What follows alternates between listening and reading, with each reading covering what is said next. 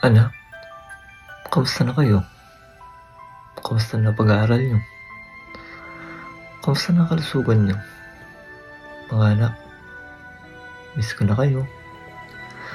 Gusto ko kayong mayakap at makapagkwentuhan sa inyo.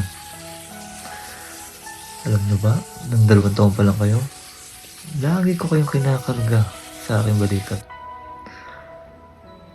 At nung una kayong maglakad, tuwang-tuwa kami ng mama niyo. Mga anak, miss ko na kayo.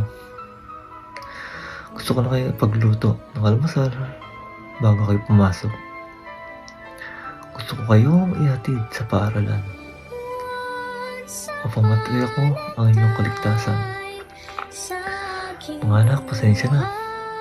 Kailangan kong lumayo upang magtrabaho para sa kinabukasan niyo. Pasensya na, wala ako sa tabi niyo. Anak, pasensya na rin. At tuwing mag-birthday kayo, wala ako sa inyo. Pasensya na, hindi ko pa kaya ibigay ang mga gusto nyo. Pasensya na mga anak.